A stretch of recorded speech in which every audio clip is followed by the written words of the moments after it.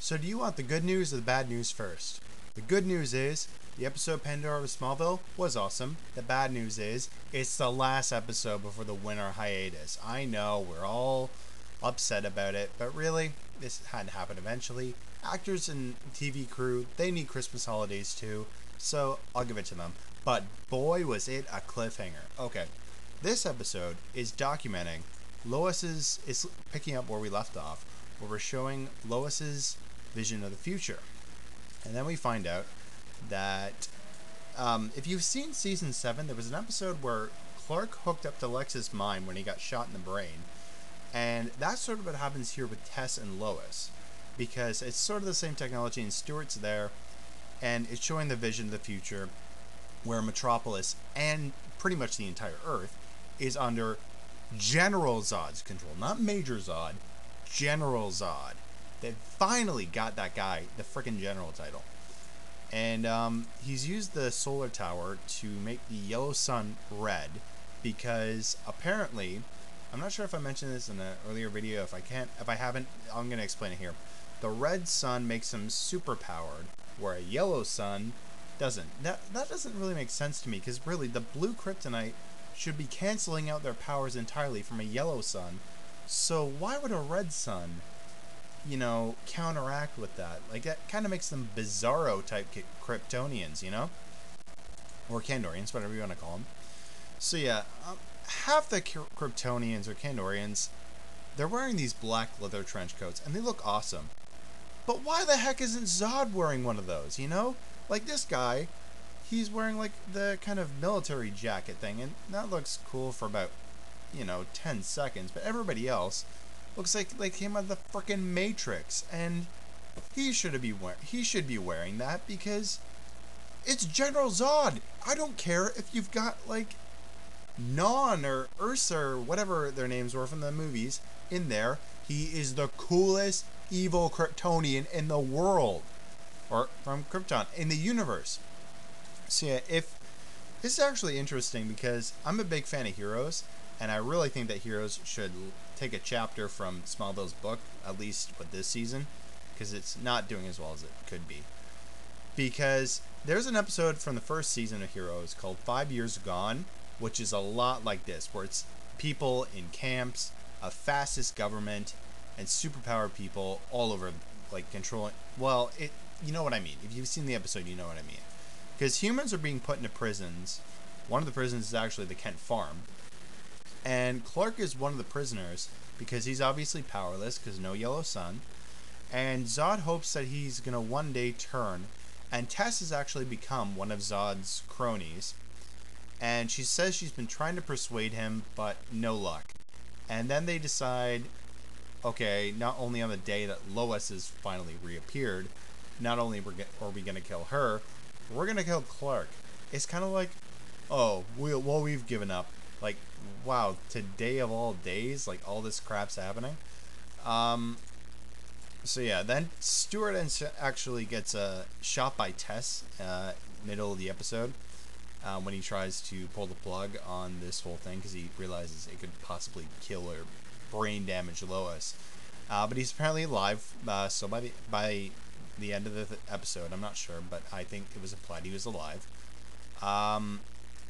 And there's a lot of Clark not trusting Chloe in the present of this episode, and in the future, it's really vice versa, because Chloe went freaking dark in the future. Man. Because Clark has actually not spoken to her in months, and she's actually this seriously dark, like, leader of this resistance that Ollie is part of. And they're armed with kryptonite and all this crap, and really, she actually shoots Tess with the kryptonite arrow, which she really doesn't need because she's human, but he shoots her with the arrow. Tess gets killed, and there's actually they show the sort of root of this dark side, because Clark thinks that at first Chloe kidnapped Lois because she kidnapped Oliver early in the season.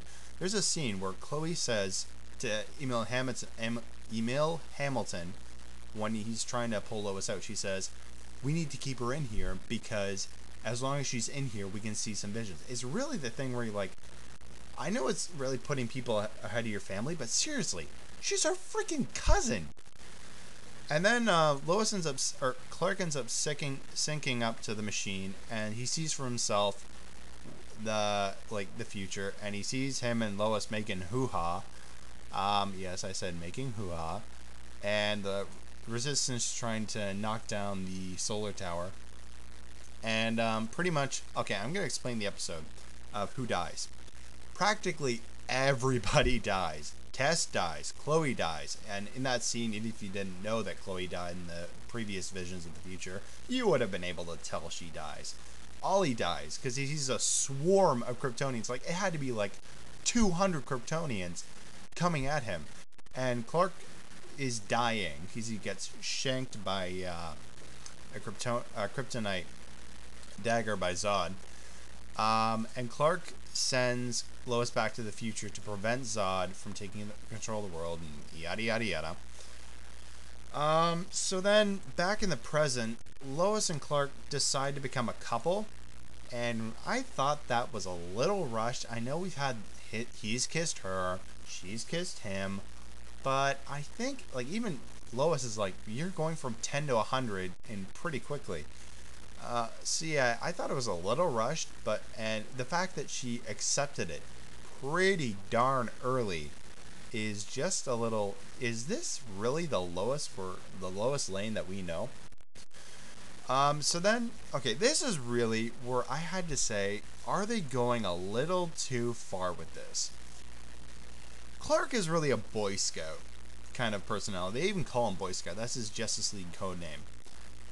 And he realizes he's got to take a more tactical approach to handling Zod, because he's seen all the outcomes, and all of them end badly when he's fighting Zod.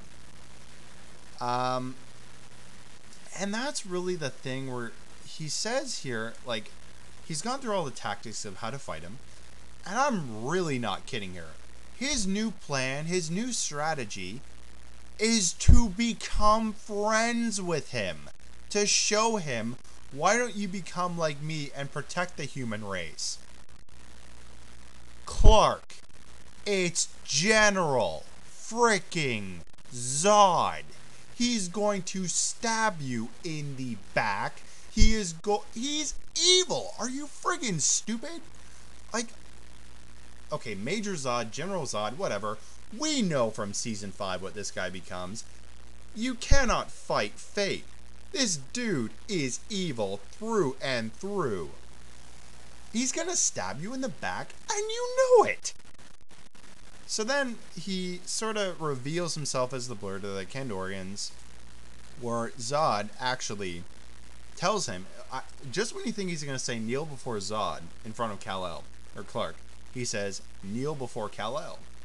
And that was really sort of interesting, because I, of all people, didn't think that was gonna come. So then he sort of, I guess the idea is Clark is supposed to become their leader, because really none of them are superpowered, and they need superpowers, and you're like, oh, you're going to show us how to get superpowers, or something like that, to the effect. Because really, the thing that Clark should be doing is putting Zod in the Phantom Zone. The problem is, all the Phantom Zone crystals have been destroyed. Thanks a lot, Tess. And really, in the future, with this red sun, yeah, humanity's kind of screwed. You know how they wouldn't be screwed? If you didn't kill Jor-El off. Because if he doesn't have superpowers under a yellow sun, and the Kandorians get them under a red sun, he'd have superpowers under a red sun. Face facts. So then they get into the little preview. That's where the episode ends. Then I'm going to talk very briefly about the preview for the January thing where they're showing the TV movie. Yeah, it's a TV movie now. It's not Society and Legends. It's called Absolute Justice, where they're going to show the Justice Society. And there's actually this painting. I don't know if this is really, it's a bit blasphemous. And I don't know. It's just, it looks a bit like the Justice Society, their painting is modeling the Last Supper, that painting by Da Vinci. You know, like, I'm Christian, but I don't consider it that blasphemous. I just think it's a little, you know, you guys have that big an ego, you know, like, you can't really have an original thing. But yeah, it was very brief. It might have been something else, but the first thing that came to my mind was Da Vinci's Last Supper. So yeah, that's pretty much the episode. I really enjoyed it. I think that there are a lot of episodes, but for the winter hiatus where they don't give you enough, they gave us plenty this season. So yeah, I'm definitely looking forward to the next episode. It won't be Society; it'll actually be an episode where we're seeing Ollie's mentor. So yeah, that's it, and I hope you guys have a great winter holidays. But I'll probably still be doing videos. All right, bye.